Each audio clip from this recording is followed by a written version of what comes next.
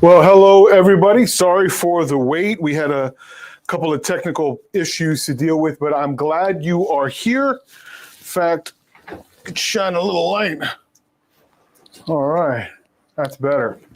Okay, well, this is our show for the week right before Thanksgiving. It's Wednesday right before Thanksgiving. I'm glad you guys were able to attend.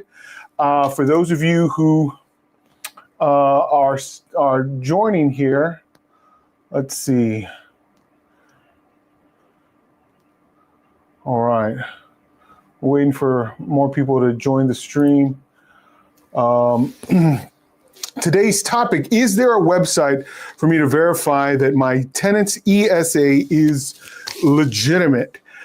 We definitely get this question a lot, and I want to tackle the issue of this particular question, but give me just 1 second. I'm going to reset something for you.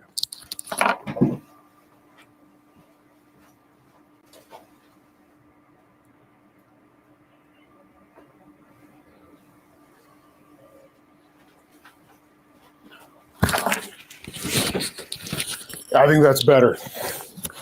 All right. Well, this is what you get with a one-man production. Yeah, take a look. So is there a website for me to verify that my tenant's ESA is legitimate? I want to go through a few of these things that I talk to landlords about all the time, because people have concerns about, whether or not they even have to allow an ESA when their strict policy for years and years and years had been, I don't do ESAs. So, I want to kind of dispel some of these myths. I also want to, give you some good resources that you can use online, because there is good stuff online that you can use. In fact, in the description of this video, you're going to find 4 websites where I've put links with some really helpful information to kind of answer some of these questions ahead of time. I use these resources a lot. They're government resources that I use to, guide landlords when it comes to figuring out this whole mess, because it is new to the law, and many courts, even struggle with these definitions, and they struggle with these terms. So we want to get to that in just a bit. But if you've got a question, because I've got a number of questions that we were presented with that I'm going to answer for you after I'm done with the ESA presentation. But if you've got a question, please add it to the chat. I know we've got people here who join, and let's see, we got Medallion or Medallion, not sure how to pronounce that, saying hello. Hi, how are you? If you are here and want to say hello, I always enjoy shouting out people who are watching the live. But if you show up live and you haven't asked your question, you wish you had asked your question and I didn't get it on my desk, don't worry, you ask it in the chat and I will respond. I'll get you an answer as soon as I can, but I've got prepared answers for these questions that are in front of me, as well as the presentation that we're working on. So you might ask, well, how would I have gotten a question to you? So there's a couple of spots. So number one, if you are on our newsletter, that's one easy way to get on. And so you'll see along the bottom of the screen here, to get on our newsletter, you shoot us an email, you give us a call and say, look, I'm not on the newsletter. I'd like to get regular updates from you guys about the kinds of stuff that you do. If you're absolutely brand new, I am Ernie Garcia. I'm a landlord attorney. I work primarily in the city of Houston, but we take cases all over the state of Texas. So if you've got property in Texas, certainly we can help you out, particularly in a Texas court. For everyone else who is outside of Texas, we can offer general advice on various landlording topics, and people who come to us from all over the country, seek out sometimes very general applications of the law so that they're better informed. And so if you want to get on our mailing mailing list, you're free to do that. The other place to join us is through our Facebook group. And so we've got a ton of landlords, over 8,000 members in our Facebook group, who every day kind of ask questions, answer questions, get resources from each other and from us. And so if you own rental property in the state of Texas, take a look at Texas Landlords on Facebook. It's a great group full of great people and a lot of good content. And so either from the newsletter or from that Facebook group, you can ask your question and I'll review it and be prepared to answer it on our lives. Our next live will be next Wednesday, and I'll talk about that. But the topic for next week is what's the best way to charge late fees? So that's next week's topic. For now, we're going to go ahead and jump on today's topic. It has to do with the legitimacy of ESAs. Is there a website for me to verify that my tenant's emotional support animal is legitimate?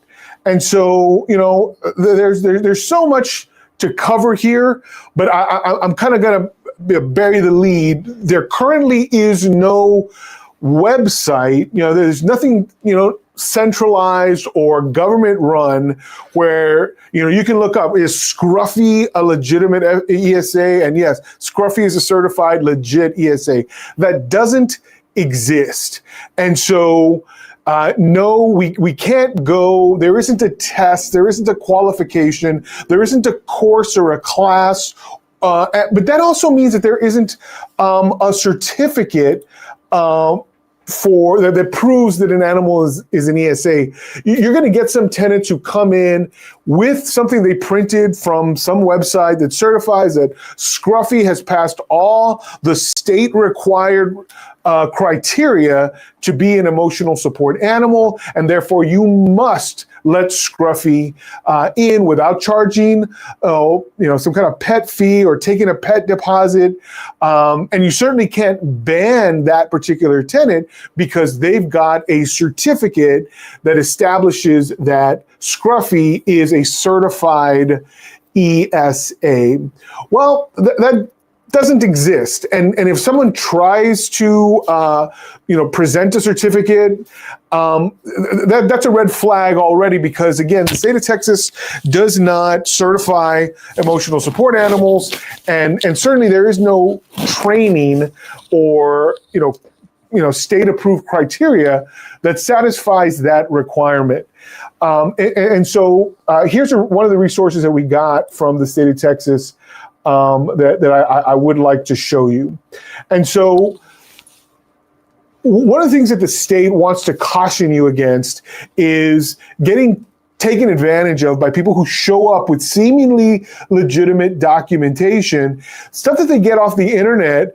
And here's the thing, they might be convinced that it's legitimate. They might be convinced that Scruffy, in fact, has gone through all the necessary criteria to get this certification. They're just wrong. And so, okay, we got belied.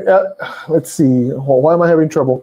Bill Edwards here. Bill Edwards 778 says, "Hi, really enjoy your live stream. I'm glad. This is James. Not sure why my name is showing." I wondered about that because I saw your icon, James. But yeah, James, good to see you as always. Bill Edwards says, "Is there a free 3-day notice template anywhere?" Bill, there are lots of free resources. I just don't know that free means good. And certainly one of these actually upcoming videos that I'm going to put out about notice to vacate are coming. If you are a Texas landlord, I've got some really great resources on notice to vacate. I teach a course on it, which I'll probably bring back in the spring. But I'm going to have some videos on notices really, really soon. I heard of a person whose ESA was a rotisserie chicken. Delicious, but doesn't qualify. That's pretty funny. Thank you for that. All right, so back to the ESA issue and its legitimacy. There is some stuff that is really helpful, and I want to share it with you because we do have guidance that helps landlords to make better decisions when it comes to emotional support animals. And one of those is a document that I've used over and over and over again, and I share it all the time with landlords. I want to share that with you again. If you look in the description of today's video, you should see a link for the following. It is this document that's produced by the Texas Department of Housing and Community Affairs in conjunction with the Texas Workforce Commission, which are the two state agencies that are involved with fair housing matters in the state of Texas. And so they derive this kind of this set of rules and kind of helpful tips and charts for you in this PDF that you can use to kind of help you answer questions. I'm going to show you an example of just one of the elements of this PDF that I find extremely helpful when it comes to figuring out what is legitimate and what isn't legitimate when it comes to emotional support animals. So let's take a look at this. Again, this is just one of the pages out of that PDF, which again, should be linked in this video description. And so I'd like for you to take a look at this chart. It's one of a number of resources that are available on or through this first link that I provide.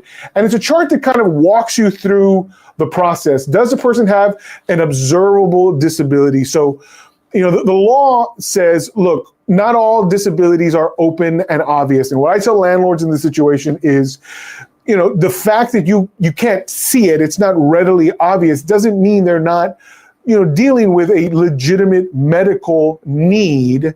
And emotional needs are those. You don't see it. Not like maybe paralysis or blindness, which you can pretty well see if a person is paralyzed or blind. Those are outwardly available indications, but sometimes many disabilities just aren't. And so you go through this test. If the person does not have an observable disability, then you ask, has the person requesting the accommodation provided information that reasonably supports that the person is seeking an accommodation for a disability? And so if it's yes, you go up. If it's no, you keep going. And if it's no, you really stop. And what this guidance says is you as a housing provider don't have to accommodate anything. If they can't show you, they can't produce information that reasonably supports what they're saying. Here's the truth. A lot of people self-diagnose their emotional, health or their emotional disability. And a self-diagnosis doesn't count. In fact, one of the pages in this PDF, describes the kind of healthcare professionals that do the kind of paperwork or that would provide this reasonable documentation that you can take in and say, yeah, that's very believable, or yeah, this is probably authentic. A self-diagnosis just doesn't get there. So if there's no documentation, there's no accommodation. And it's as simple as that. So you go through this chart, and if you hit the final no, you don't have to provide, you're done. There's nothing else for you to do because they simply cannot self-diagnose their way to this accommodation. They have to provide at least something that reasonably supports that they have a disability and that they require an ESA. So if they do have that, has a person requested the accommodation provided information which supports that the animal provides this service, right? Because sometimes it's a matter of, well, one of the animals does. Why are they bringing two or three others? None of them are included in the documentation that reasonably supports this accommodation. And so, yeah, you might have it for Scruffy. Scruffy may have passed the test, but Fluffy, Duffy, and Muffy don't pass the test. They don't come in without a pet deposit, even if Scruffy made it in without a pet deposit. So this simple test kind of gets you, again, this is not the only test, but this is part of the path. And you may hit a brick wall with a no that stops everything in its tracks. And so I hope this was helpful. Certainly the full resources that I've supplied in the description should provide a lot of information for you if you have these questions. And certainly if you have something more specific. No, again, there is no centralized database where you can put a dog's name. And how would that even work? I mean, there just isn't a way to identify an individual animal and establish that they are or are not an ESA. But you can go through these tests, and you can hold your tenants to these requirements so that not just any animal comes in or not just any disability is a reasonable excuse to require this accommodation. So I hope this was helpful. If you have any other questions, you're free to ask, and I will do my best to get an answer. But for now, let's go ahead and get into these questions. Again, if you've got a question that you would like for me to cover, I'm happy to do it. Go ahead, please, and submit it in the chat. I'm going to try to get through as many of these as quickly as possible as I can. I do have 8 questions right now that I'm about to get into. And here is number 1. Are there any landlord home insurance policy requirements set by mortgage companies in Texas? This question was asked by Karam Shahid. And Mr. Shahid, there are requirements. In fact, the loan document that you sign probably pretty explicitly says what kind of insurance you're required to have, what kind of coverage, what happens if your insurance lapses. In fact, in many situations, the loan document or your promissory note says if your insurance ever lapses, you agree that we can go and buy insurance ourselves because they want to protect the collateral. And so if they go and buy insurance, you better believe it's going to be some expensive insurance. So don't ever get yourself in a position where, you're required to pay for something that, goes over and above what you actually need only because you fail to, adhere to the agreement in your mortgage. So they can make very specific requirements to protect their collateral. Those requirements are usually in the promissory note itself, because it's important to be able to protect the asset. If you're in a floodplain, you might be required by your mortgage company to obtain flood insurance, right? If you have a $5 million house, but your insurance policy only covers $1 million, well, your loan probably covers the amount of insurance you're required to have, the bare minimum to protect the asset in question. So yes, there are requirements that your mortgage company can make, but they're not uniform. And so no, not every mortgage has the same requirements. Make sure you understand what requirements apply to you and your mortgage before you purchase insurance. And so a lot of this, especially if you're in the process of buying, should be covered at closing. You should be able to provide proof of insurance at the time of closing that would satisfy the lender. That's one of the normal things that happens at that point. All right, let's go to the next one. Oh no, let's go to question 2. All right. How do you evict a tenant for being repetitively late on rent? Ooh, that's a good one. And here's the thing. I always tell landlords the same mechanism. You may have a different line in the sand, but you better have a line in the sand. It should be extremely clear for your tenant what you expect out of them. And I always tell landlords, look, if you can't come up with one on your own, you can borrow mine. For me, if in 7 days you have not received all of the rent and fees that are owed, that might include late fees, it might include HOA fines, it might include unpaid rent from the previous month, who knows? But whatever is due, come the first of the month, if you get to day 7 and you don't have a 100% of all rent and fees then owed, I strongly recommend that you immediately issue a notice to vacate. Because statistically, if you go beyond day 7, it's going to have a negative effect on the following month. But Ernie, no. They paid their rent. What they didn't pay was their late fees. Well, that depends on your arrangement. If your lease, like the lease that I write, and like many great leases out there, has an application of funds clause, it says, thanks for paying the rent, but your first payment goes to unpaid fees first. So your first option is to apply their rent to late fees first. Let me explain how this might work. Let's say, as in Texas, you can't even assess late fees until day 4. But on day 6, they didn't get to day 7 yet, but on day 6, they supply to you the rent, but not the late fees that would apply, because as of day 4, they owed fees, 5 and 6, they probably owed more.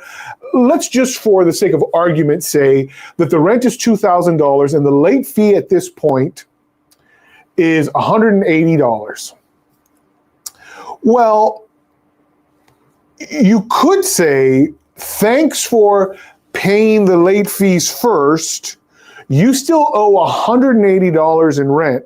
The full amount you owed by day 6 was $2,180. I hope I'm not blowing anybody's mind by using math, but $2,180 rent plus late fees. Thank you for the $2,000. I applied it first to the late fees in accordance with the lease, and then the balance to rent. So you have an unpaid rent balance of $180. Now, they might argue with you and never pay anything for the rest of the month. But you shouldn't just take that argument, right? So what you should be doing is issuing a notice of default and say, look, you are currently in default. In fact, there are still more late fees that will accrue because you haven't paid the full amount of fees and rent. So along with using your application of funds clause, you should be issuing a notice of default for non-payment. I wouldn't jump to the notice to vacate here because many judges don't like, ticky-tack amounts for eviction.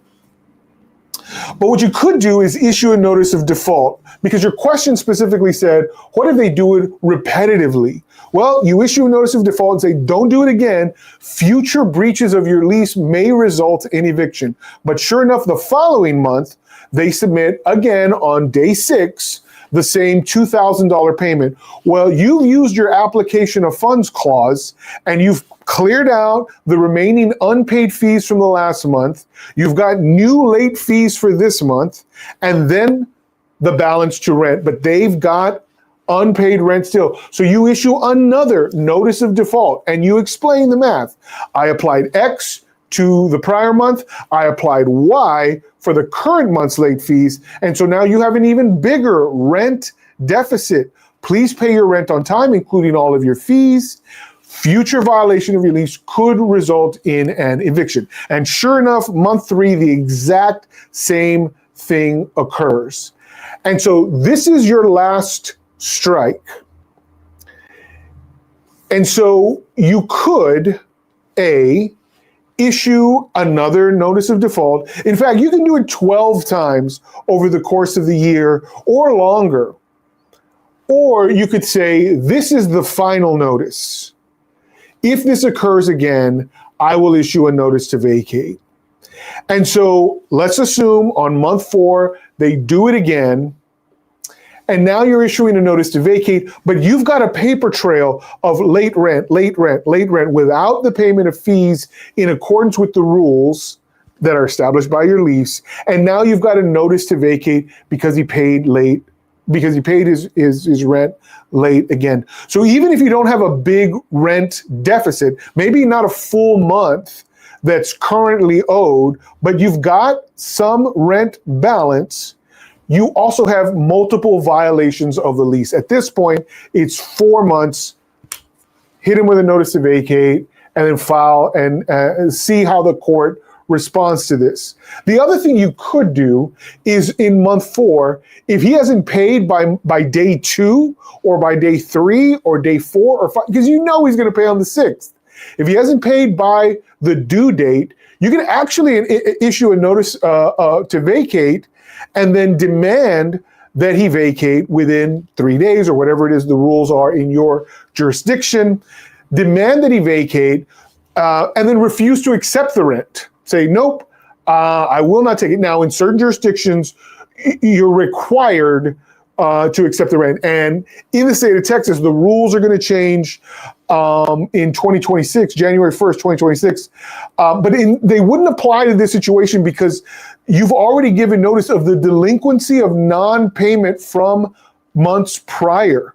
So the old rule kicks in and the old rule applies. You can say, look, I'm not taking the rent. I'm evicting you. Let's go to court. And at court, you can ask for the rent back. Say, yeah, I rejected the rent because I didn't want to create, a tacit waiver of my claims. I still want possession. He still owes me all of this rent. And so I want a judgment for possession, a judgment for unpaid rent, all of my court costs. And if I have an attorney, all of my attorney's fees. So the key is document it, use your application of funds clause, send notice of delinquency or notice of default, and then eventually evict. Don't just allow the tenant to make up his own rules with regard to when they're going to pay rent and to what amount. This is one of the ones that bugs me to no end because tenants kind of take advantage of good landlords who don't want to cause some waves. And hopefully, if you've got a good tenant who's just on a bad streak, it levels things out, it makes things right. But if you've got a bad tenant, they're never going to pay on time. And that's not somebody that you want on your rental property. Always aim for the best tenants. That's going to make for the best landlording situation for you. All right. Let's see. James writes, I have always mailed rent increases by regular mail. Is that okay? Yeah, if that's what your lease says. And in most cases, the lease, in black and white says notices can be sent directly to the premises. By default, in most states, it's probably all of them, regular mail to the premises is the best place to send notices. However, I always recommend to landlords, your notice provision is your very best friend. And if you, in the notice provision, have multiple ways of issuing notice to your tenant, it's always better for you. So yeah, mail it to the premises. But if you've got a personal email, a work email, you've got a spouse's personal and a spouse's work email, now you've got 5 methods of sending it. You could also send it certified mail. Maybe you have a tenant portal and you could send messages through the tenant portal because the notice provision of your lease includes your tenant portal. So you send it through the tenant portal. This way it is undeniable that your tenant received that notice of rent increase. So great question, James. Thank you for asking. And I hope that helps everybody. Okay, so then question number 3. Can you walk through the eviction changes in SB 38, which will be effective January 1st, 2026? This comes from Jessica Van Cloyd. Jessica, yes, I could do that, but it would take quite a bit of time. And so my preference is to kind of point you in the direction of some good resources. And so if you look on my website, you'll see that I've already made a video on the topic. Let me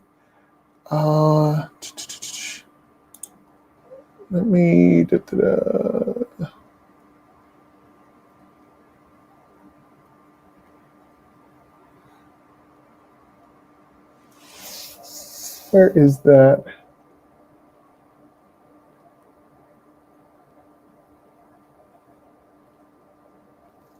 Here we go.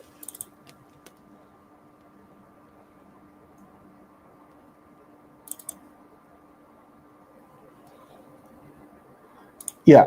So this video right here, if you haven't seen it already, I posted this video on or about September 1st of this year.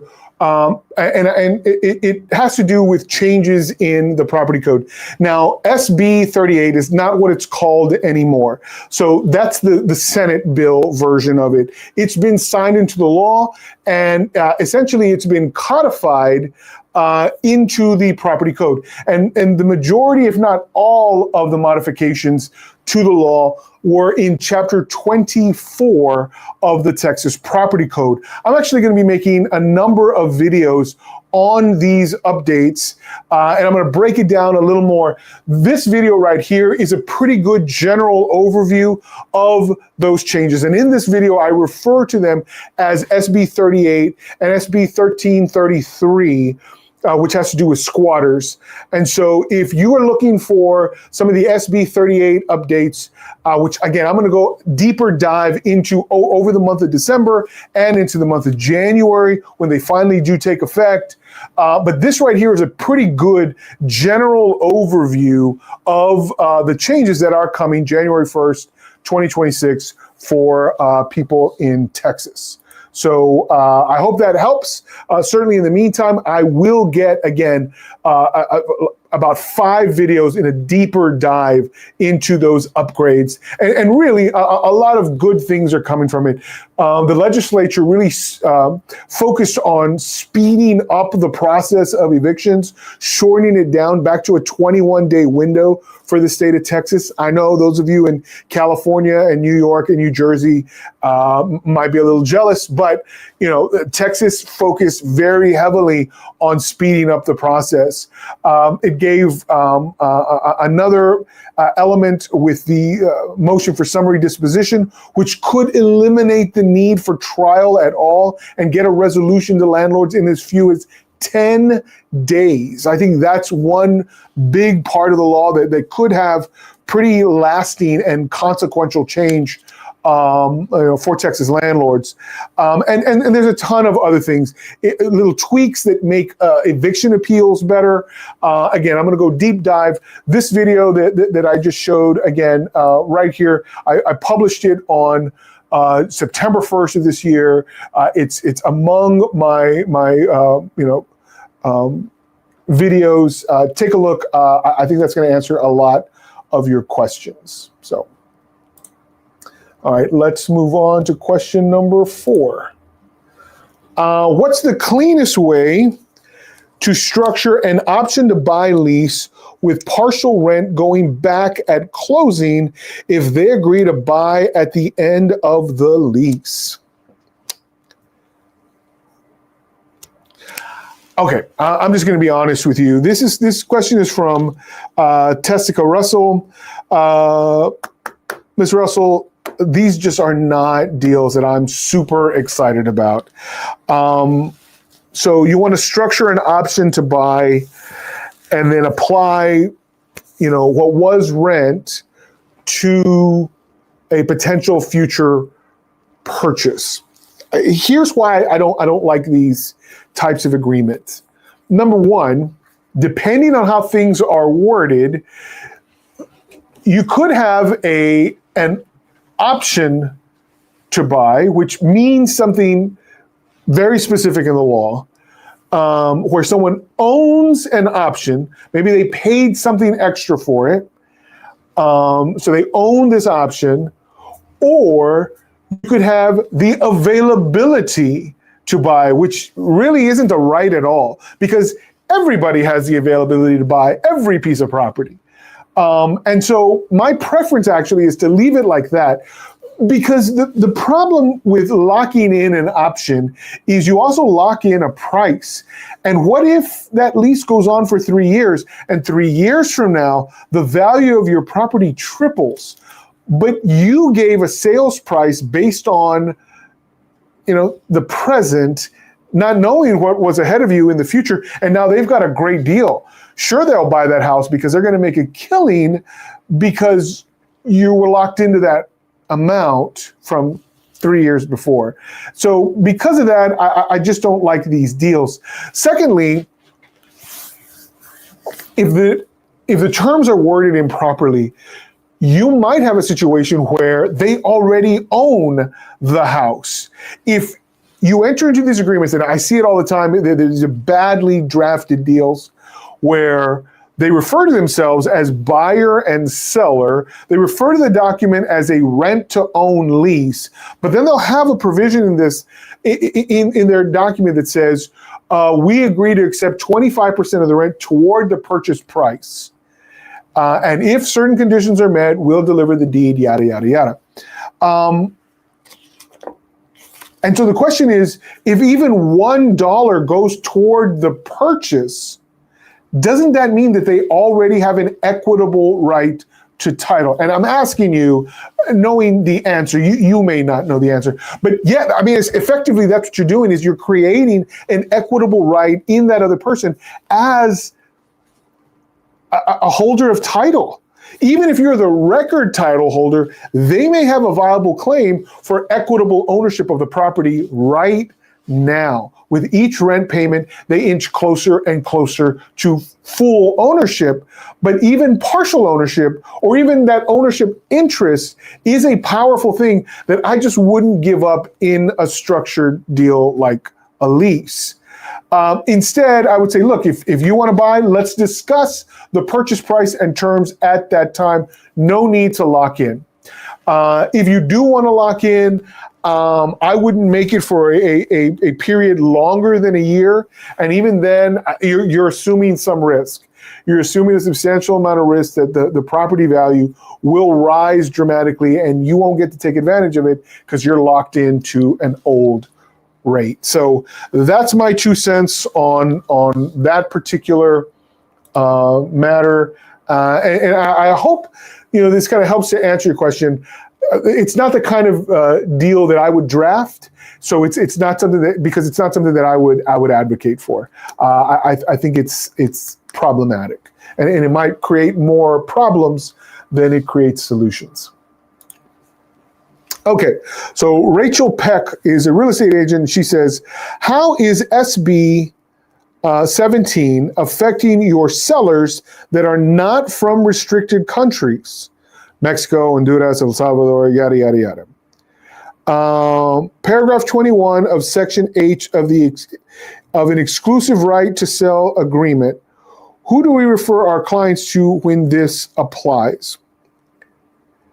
So, just so that it's clear, while I am a real estate attorney, I focus on a vast majority of my representation is of landlords and tenants. So this is kind of a pre-landlord sort of thing. But I do have some knowledge of this provision in the law that restricts the sale of real estate in Texas to people from certain restricted regions and countries around the globe. Now you're asking for sellers not from restricted countries. And again, while I'm familiar with certain buyers and what buyers can do from other countries, because sometimes investors want to buy property in Texas and the law has changed to disallow certain buyers from certain countries. The truth is this really isn't an area of real estate law that I have a ton of experience with, and this is not one of the Senate bills that I really paid much of any attention to, because it doesn't really affect the kind of law that we practice here.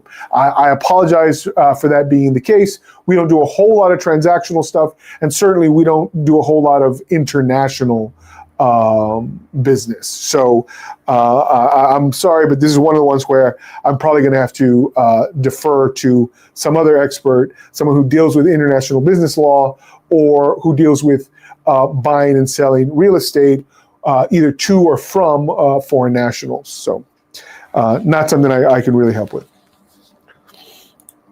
Okay, question 6.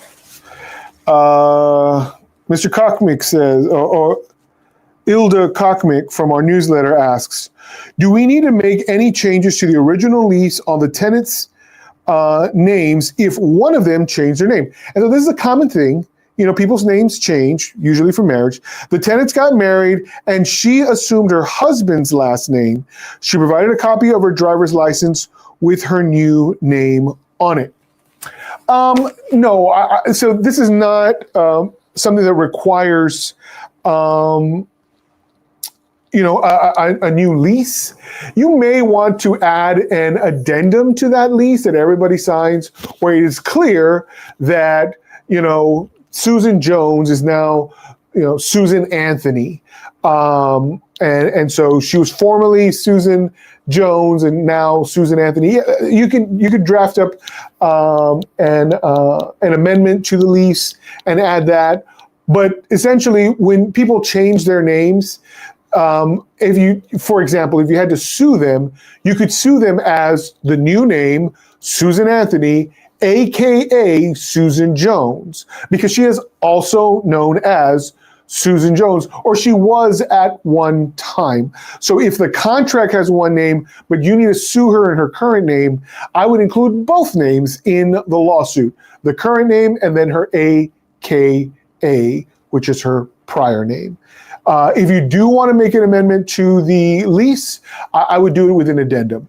And so that it is clear, paragraph 1, which identifies the parties as A and B, should now identify A as new name, and then everybody signs, right? And you can even explain it in the thing, party A formerly used the name, and then you mention the name, but after marriage now goes by the name, and then mention the new name. So that's how I would clean that up, is with an addendum. And then at the lease renewal, just draft up new terms. Draft up new terms, get everybody to sign under their new names, and then you move on. Okay. Let's take a look over here. All right, very good.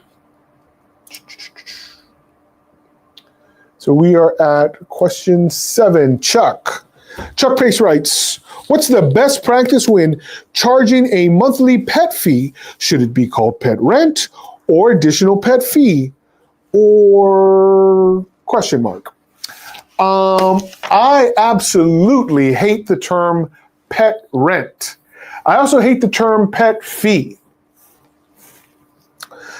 Now, if you want to charge a one-time pet fee, you can, but if you're doing this on a monthly basis, and it sounds exactly like that, what's the best way when charging a monthly pet fee? I wouldn't refer to it as a pet fee. I would never call it pet rent. Instead, let's say we have a lease where the rent is $2,000, and you want to charge a monthly pet fee or pet rent of $100. The absolute best thing you can do is say, let's just make the rent $2,100, guys. It's nice and clean.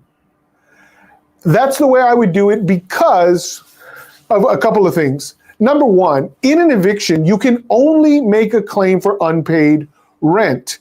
You can't assess anything for fees. This would constitute a fee. Even if you call it pet rent, you're not evicting the pet. The pet is property. It is not an individual who can be sued. So it's not paying rent, it's a fee.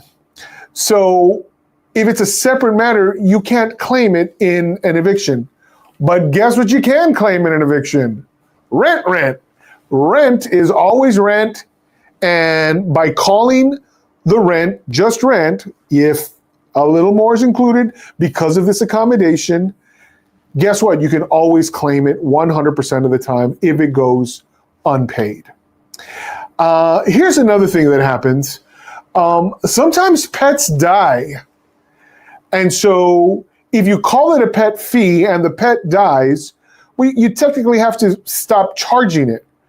But if that's just the rent that you charge for the right for them to have a pet, there's nothing to discount. Perhaps at lease renewal, you won't jump as high as you might have, but the truth is that's the locked in rent rate. You agreed it was worth $2,000, but because of this pet, you increased it to $2,100. And so pet or no pet, that's what they're paying. Your addendum simply features who the pet is so that they don't bring more pets on, but I would stay away from referring to any charges as pet rent or a pet fee. If you're going to take a pet deposit, that's 100% deductible. You know what isn't deductible? I'm sorry, I said deductible. Scratch that. If you're asking for a pet deposit, that's 100% refundable. Even if you call it a non-refundable pet deposit, there is no such thing as a non-refundable deposit. You call it a deposit, the Texas Property Code says it is refundable. You call it rent, not refundable. You get to keep that. So now I would stash some of that rent away to, take care of some of the pet-related damages. But again, calling it pet rent or calling it a pet fee or even taking a pet deposit, each have their drawbacks. Calling it rent never does. That's my favorite approach. So if you're asking me, that's what I would do. Okay.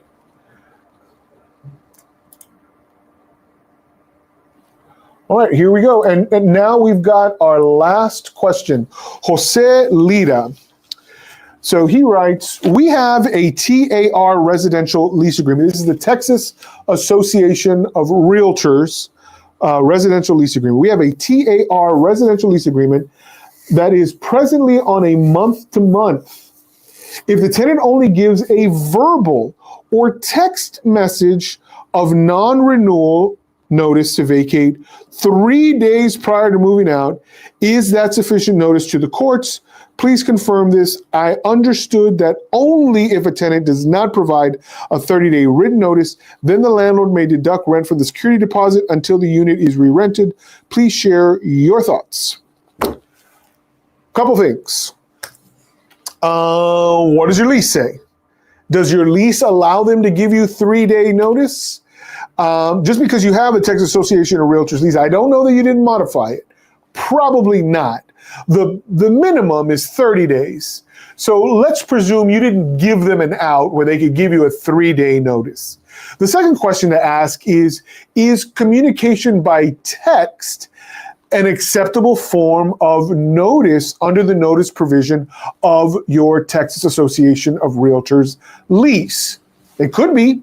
And certainly in any lease, you can make even electronic communication like text a viable method of expressing notice. So if it's not, then it wouldn't count. And verbal communication, certainly not in the state of Texas. An oral communication of this wouldn't count. The law requires that it be in writing. Your lease probably requires that it be in writing. And it may be 30, it may be more days of advance notice as required. Now, you had a second part, Jose, to your question that I want to address. You said, if they don't provide a 30-day written notice, then the landlord may deduct rent from the security deposit until the unit is re-rented. Well, notice or no notice, you can only deduct from a security deposit if you have a valid basis.